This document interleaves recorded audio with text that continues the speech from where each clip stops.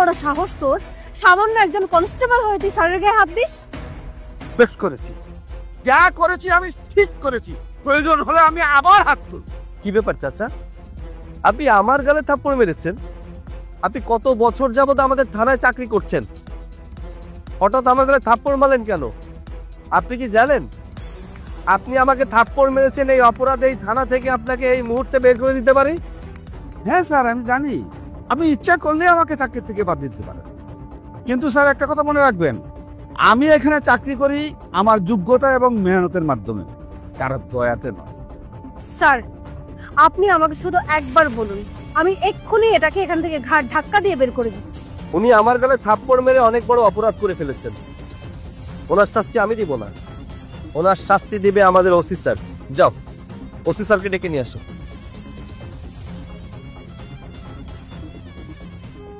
Sir, দয়া করে আমাকে ক্ষমা করে দিবেন, আমি আপনার গায়ে হাত তুলতে চাই নাই, কিন্তু কি করবো স্যার, পরিস্থিতি আপনার গায়ে হাত তুলতে বাধ্য করেছে। বিশ্বাস করেন স্যার, আমি যা কিছু করেছি আপনার জীবন বাঁচানোর জন্য করেছি। কি এমন হয়েছে যার কারণে আমার জীবন বাঁচানোর জন্য আমার গালেই থাপ্পড় মারলেন? তাহলে শুনুন স্যার, একটু আগে কি হয়েছে। শোনো, যেভাবেই হোক সৈকতকে এই থানা থেকে সরাতে হবে। তার জন্য যদি আমাদের কোনো বিকল্প রাস্তা বেছে নিতে হয় তবে সেটাই বেছে নিতে হবে, কারণ ও আসার পরে ওসি সাহেব আমাকে কোনোই দায়িত্ব দিচ্ছে না। এমনকি এই এরিয়াতে সকল ধরনের চাঁদাবাজি, ছিনতাইকারী, টেন্ডারবাজি বন্ধ হয়ে গিয়েছে। এভাবে যদি চলতে থাকে তাহলে আমাদের ব্যবসা লাল হয়ে যাবে। তার জন্য যা করার করতে হবে। আর এদিকে দেখো,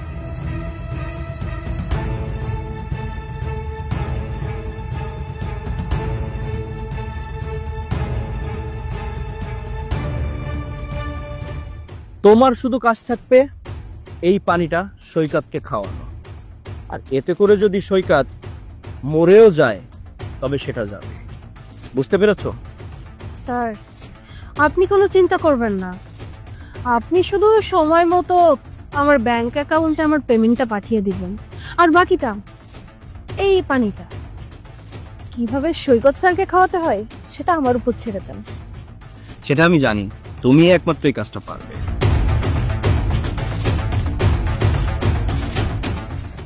শুনলেন তো স্যার, যা কিছু করেছি শুধু আপনার জীবন বাঁচানোর জন্য, এতে আমার কোনো অপরাধ নেই স্যার।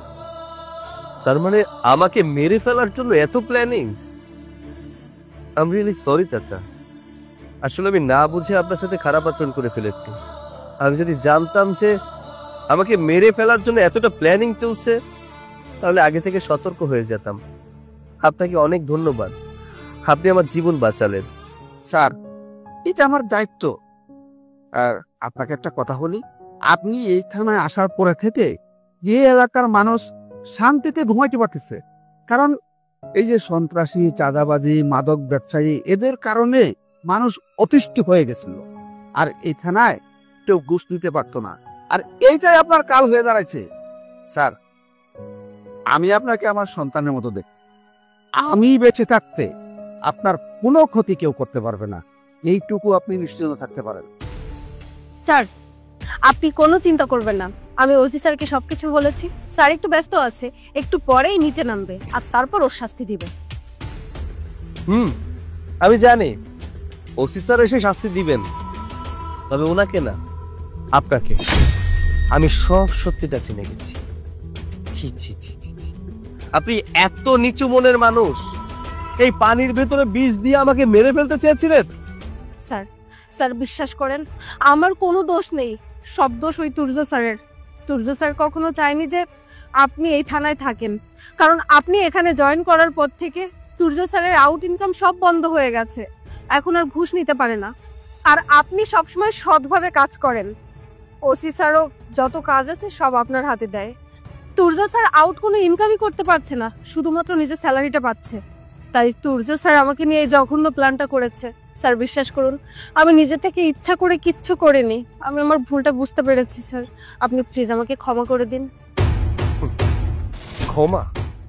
তাও তোমাদের লজ্জা করে না ক্ষমা চাইতে? এই পুলিশ শব্দের অর্থ জানো?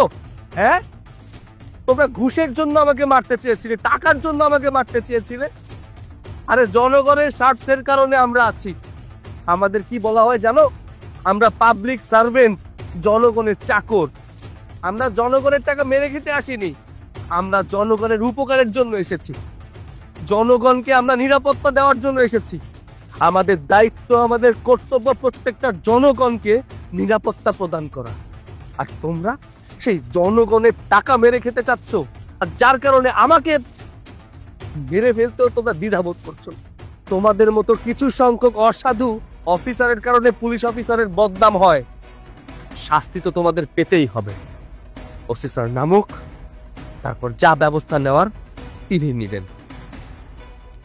চাচা, আমার ব্যবহারের জন্য আমি লজ্জিত। তবে হ্যাঁ, আপনাকে একটা কথা বলি, আমি যতদিন এই থানায় আছি ততদিন কোনো অন্যায়কারী অন্যায়ের প্রশ্রয় পাবে না।